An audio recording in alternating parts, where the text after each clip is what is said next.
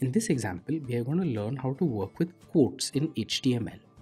There are a surprisingly large number of different ways in which we could introduce quotes into an HTML page. These different ways represent trade-offs. Let's go through these ways and understand the underlying issues. HTML has special tags for working with quotes. You could also just simply use double quotes in the text of your HTML and not add it to the markup at all. That would have some downsides, as we shall see in a moment. Let's start with a simple example.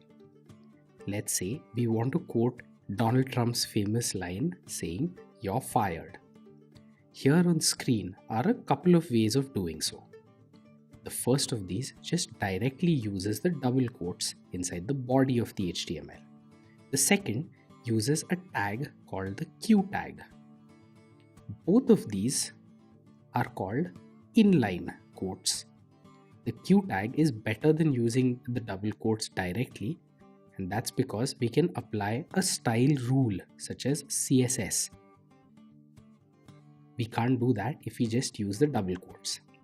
In this example and the next few ones, we are going to come across repeatedly a situation where we could just use a character such as the double quotes here to get the formatting that we'd like. Even in such instances, it's better to use an HTML tag such as the Q tag. And that's because it allows the browser to determine how to display the quotes. You don't have to take ownership for this. The browser might then decide to apply styles using a CSS.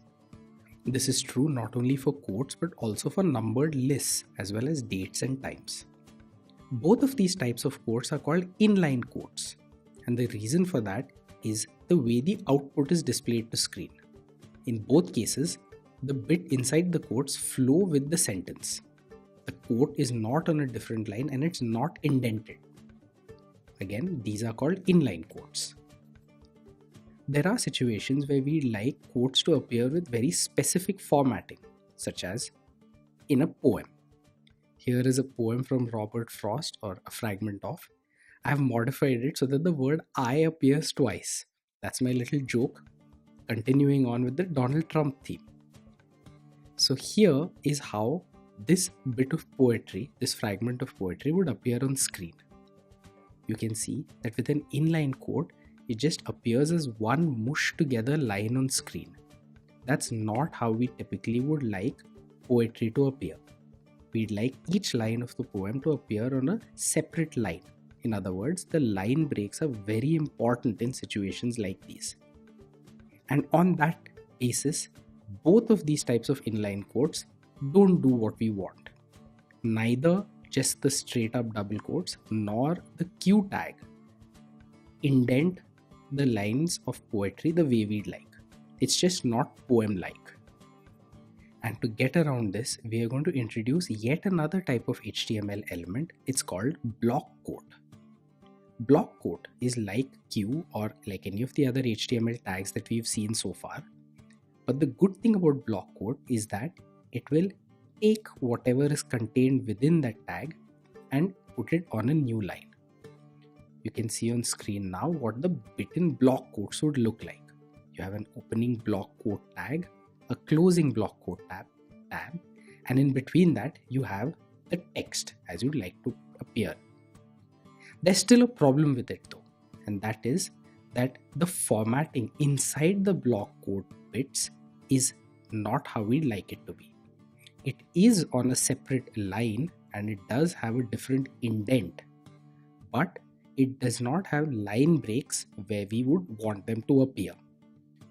So how do we fix this? How do we get each line to show up on a different line and respect the spaces and the line breaks that we inserted? None of the tags that we've worked with so far will do this. The paragraph or the header tags that we mentioned do not respect white space at all. And so we are going to use a different and new tag, the break tag. The break tag is a really common and a really powerful tag. It just adds a line break into the HTML wherever we insert it. And that's the simple and easy way we get the formatting that we like. You can see the break tag highlighted on screen at the bottom over there.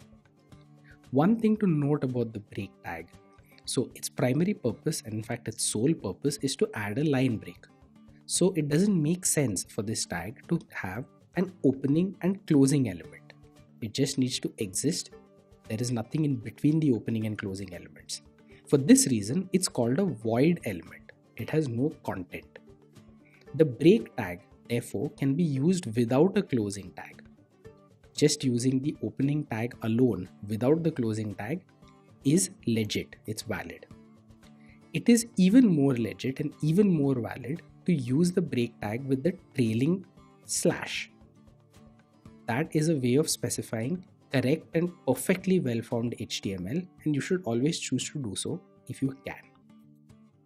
It turns out that break is not the first void element that we have come across. The image tag, which we have already come across a bunch of times, is another example of a void element. There is nothing required after the opening tag and before the closing tag. For that reason, we will just close the tag in the opening tag using the slash. And that's what you see on screen highlighted now.